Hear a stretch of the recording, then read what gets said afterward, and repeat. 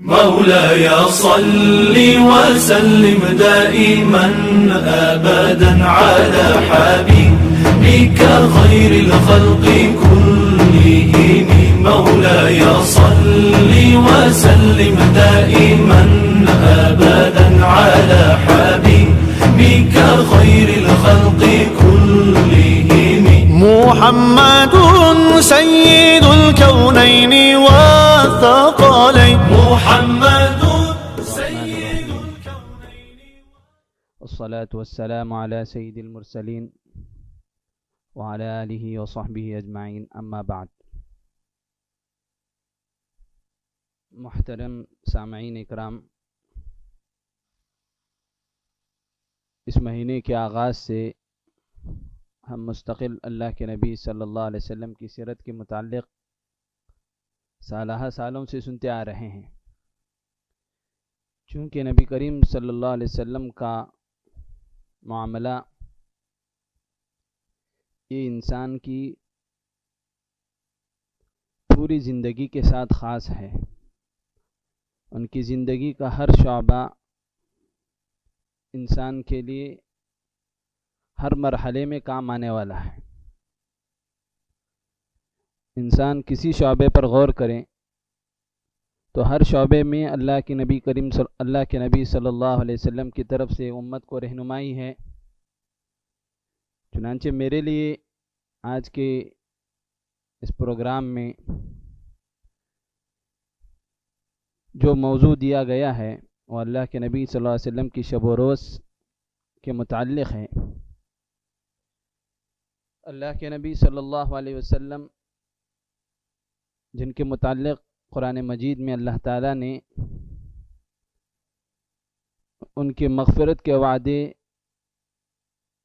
اور بے شمار انعامات اللہ نے ان کی زندگی میں بتا دیے. سورہ فتح میں اللہ رب العزت نے اللہ کے نبی صلی اللہ علیہ وسلم کے متعلق فرمایا لیغفر لک اللہ ما تقدم من ذنبک. اس کے باوجود اللہ کے نبی صلی اللہ علیہ وسلم کے دن کا آغاز اللہ کے نبی صلی اللہ علیہ وسلم اعمال سے کرتے،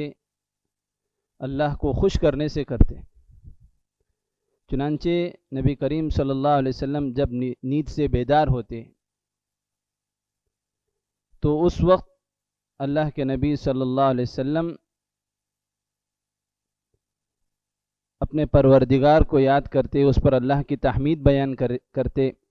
الحمدللہ الذی احیانا بعدما اماتنا والیہ النشور. اپنی دن کا آغاز اعمال سے کرتے اور اس وقت بھی یہ پیغام دیتے کہ ہم نیند سے اب بیدار ہوئے ہیں، ایسے ہی دنیا سے گزر جانے کے بعد جو مختصر سی زندگی گزارنی ہے، گزار جانے کے بعد اللہ کی طرف جانا ہے اور روز محشر ہمیں اسی کے پاس جمع ہونا ہے، اس کا بھی پیغام دیتے. اس کے ساتھ ساتھ انسانی فطرت اور انسانی ضرورت کے مطابق جب قضاء حاجت سے فارغ ہوتے یا قضاء حاجت کے لیے جاتے تو اس وقت اللہ کے نبی صلی اللہ علیہ وسلم کا یہ معمول تھا کہ دعا پڑھتے ہوئے جاتے، اللہم انی اعوذ بک من الخبث والخبائث. شیاطین اور شرور اور مردود شیطان سے پناہ مانگتے تھے. اور قضاء حاجت سے فارغ ہونے کے بعد بھی جس دعا کی اللہ کے نبی صلی اللہ علیہ وسلم نے امت کو تعلیم دی ہے اس میں بہت سے پیغام ہیں. کہ ایک پیغام یہ ہے کہ اللہ تعالی ہماری ضروریات کو، ہمارے قضاء حاجت کو بآسانی نکلوا رہا ہے، فارغ کرا رہا ہے. اگر اللہ کی ہمارے جسمانی نظام میں اگر ذرا سی خرابی آئے یا ہمارے جسمانی نظام ذرا بگڑ جائے اور قضاء حاجت کی بآسانی نکلنے میں کوئی دشواری پیش آئے تو اس میں انسان کس قدر پریشان ہوگا. تو اس وقت جو دعا اللہ کے نبی صلی اللہ علیہ وسلم نے تعلیم دی ہے غفرانک الحمد للہ الذی اذهب عنی الاذى وآفانی۔ بہرحال اللہ کے نبی صلی اللہ علیہ وسلم وضو سے فارغ ہو جانے کے بعد تہجد پڑھا کرتے تھے۔ یہ اللہ کے نبی صلی اللہ علیہ وسلم کا معمول تھا اور ہر نبی کا یہ معمول تھا۔ اللہ کے نبی صلی اللہ علیہ وسلم نے فرمایا علیکم بقیام اللیل فإنہ دأب الصالحین، او کما قال صلی اللہ علیہ وسلم۔ اللہ کے نبی صلی اللہ علیہ وسلم فرماتے اور صحابہ کو اس کی تعلیم دیتے، اس کا حکم دیتے کہ رات کی نماز کے پڑھنے کا اہتمام کرو، یعنی تہجد کا اہتمام کرو، کیونکہ نماز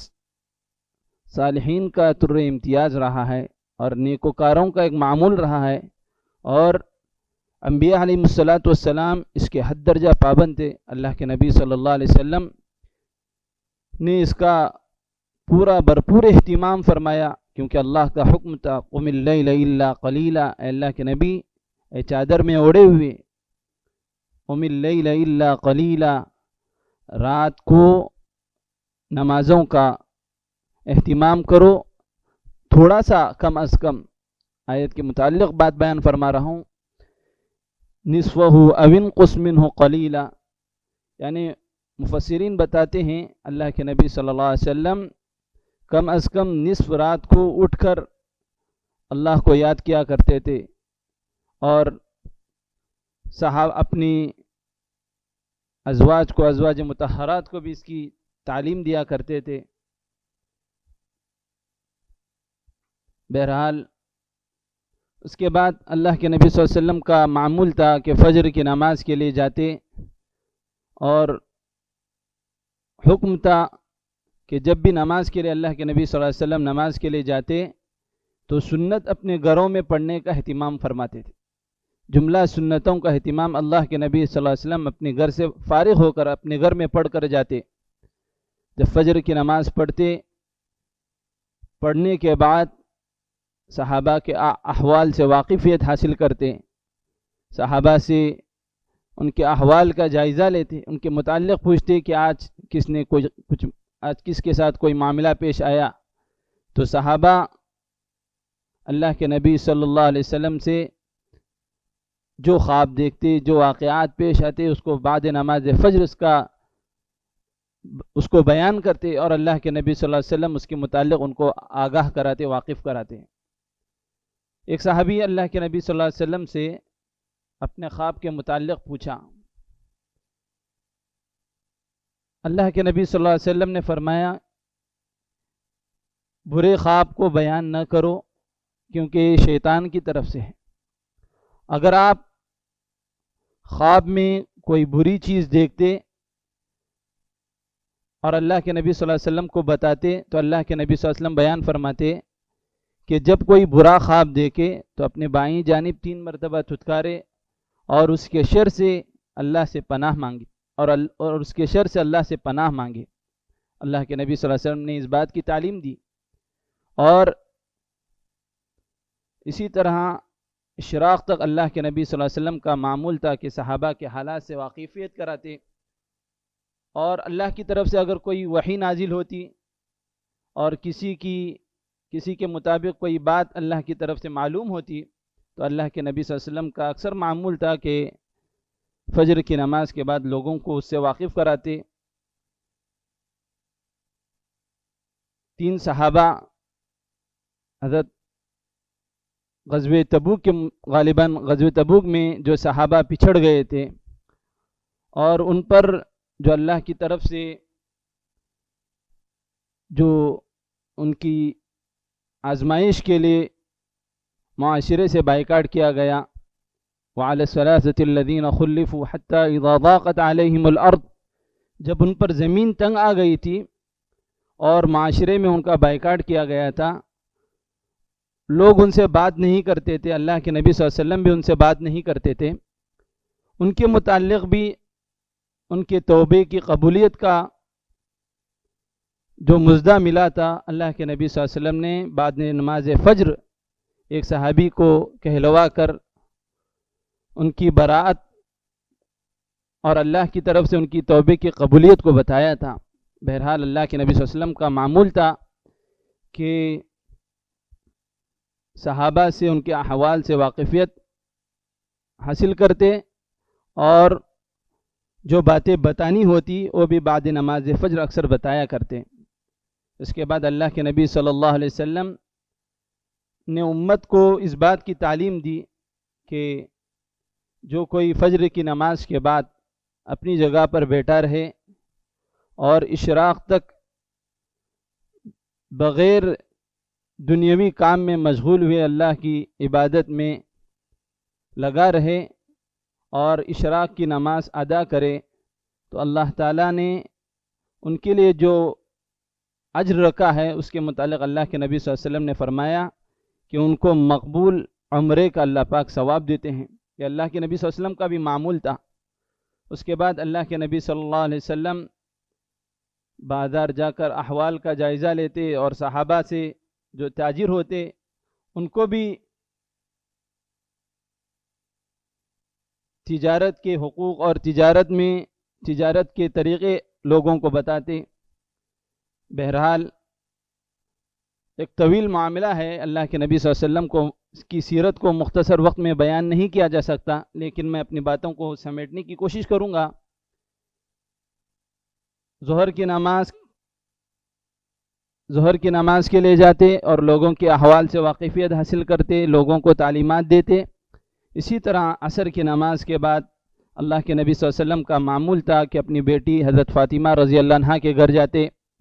اور اپنے نوازوں کو، لاڈلوں کو، پیاروں کو پیار کرتے اور ایک دعا کا اکثر اہتمام کرتے، اعوذ بکلمات اللہ التامہ من کل شیطان وہامہ ومن کل عین لامہ۔ اس دعا کو پڑھ کر اپنے نوازوں کو دم کرتے اور یہ کہتے کہ یہ دعا حضرت ابراہیم علیہ السلام نے حضرت اسماعیل علیہ السلام کے لیے مانگا تھا اور ان دعاؤں کو پڑھ کر ان کو دم کیا تھا۔ بہرحال اس کے بعد عصر کی نماز کے بعد اپنی ازواج مطہرات سے ملاقات کرتے، ان کے احوال اور ان کی خبرگیری کیا کرتے تھے۔ اس کے بعد لوگوں کو تعلیم دینے کے لیے اللہ کے نبی صلی اللہ علیہ وسلم نے چند چیزیں بتائی کہ اللہ کے نبی صلی اللہ علیہ وسلم کی تعلیمات کو جو عمل کرے گا وہ دنیا و آخرت میں کامیاب ہوگا۔ اللہ کے نبی صلی اللہ علیہ وسلم نے کہا کہ جو کوئی شخص بعد نماز فجر سورۃ الواقعہ کا اہتمام کرے گا، اللہ کے نبی صلی اللہ علیہ وسلم نے فرمایا کہ اللہ پاک اس کو کبھی فقر میں لاحق نہیں کریں گے۔ اللہ کے نبی صلی اللہ علیہ وسلم کا معمول تھا اور لوگوں کو اس کی تعلیم بھی دیا کرتے تھے، اور حضرت صحابہ اکرام رضی اللہ اجمعین کے اندر بھی اس کا بہت اہتمام تھا۔ ایک حدیث شریف میں اللہ کے نبی صلی اللہ علیہ وسلم کے متعلق بیان کیا گیا، کان لا ینام حتی یقرأ الف لام میم تنزیل وتبارک الذی بیدہ الملک۔ اللہ کے نبی صلی اللہ علیہ وسلم کا اس کا معمول تھا کہ اللہ کے نبی صلی اللہ علیہ وسلم اس وقت تک نہیں آرام فرماتے تھے جب تک الف لام میم سجدہ جو 21ویں پارے میں ہے اور سورہ تبارک الذی بیدہ الملک نہیں پڑھ لیتے، اس وقت تک آرام نہیں فرماتے تھے۔ اور اللہ کے نبی صلی اللہ علیہ وسلم آرام کرنے سے پہلے ایک اعتبار سے یہ فکر کرتے تھے کہ اپنے قضاء حاجت سے فارغ ہو جانے کے بعد جب اللہ کے نبی صلی اللہ علیہ وسلم بستر پر آتے تو اللہ کے نبی صلی اللہ علیہ وسلم نے یہ تعلیم دی ہے کہ سونے سے پہلے جو دعائیں پڑھنی ہیں، جن دعاؤں کا اہتمام کرنا ہے اس کو کیا جائے، اور خصوصاً 3 تسبیحات سبحان اللہ، الحمدللہ، اللہ اکبر، اس کا اہتمام کرنے کے اللہ کے نبی صلی اللہ علیہ وسلم تعلیم دیتے اور خود بھی اس پر عمل کرتے تھے۔ ایک مرتبہ حضرت فاطمہ رضی اللہ عنہا اللہ کے نبی صلی اللہ علیہ وسلم کی خدمت میں حاضر ہوئی اور عرض کرنے لگی، اللہ کے نبی صلی اللہ علیہ وسلم، میں گھر کا کام کر کے تھک جاتی ہوں، چور ہو جاتی ہوں، اور اس وقت آپ کی خدمت میں چند غلام حاضر ہیں، آپ میرے لیے ایک غلام دے دیں تاکہ میں اس سے کام لوں۔ اللہ کے نبی صلی اللہ علیہ وسلم نے اس وقت اپنی پیاری بیٹی حضرت فاطمہ رضی اللہ عنہا سے بیان فرمایا تھا کہ میں تمہیں ایسے کلمات سکھاؤں گا جو اس غلام سے بہتر ہیں، اور بطور انعام اللہ کے نبی صلی اللہ علیہ وسلم نے حضرت فاطمہ رضی اللہ عنہا کو اس کی تعلیم دی کہ آپ سونے سے پہلے اس کا اہتمام کریں، سبحان اللہ، الحمدللہ، اللہ اکبر 33 34 مرتبہ پڑھنے کا اہتمام کریں، اللہ تعالیٰ تمہاری تھکاوٹ کو اللہ پاک دور فرمائیں گے۔ اور سورہ قل هو اللہ احد پڑھنے کا اہتمام تھا اللہ کے نبی صلی اللہ علیہ وسلم کو، اس کی امت کو تعلیم دیتے تھے۔ بہرحال چند باتیں تھیں، اور اس بات کا اہتمام تھا اللہ کے نبی صلی اللہ علیہ وسلم کو کہ عشاء کے بعد فوراً آرام کیا جائے، کیونکہ دیر سے آرام کرنا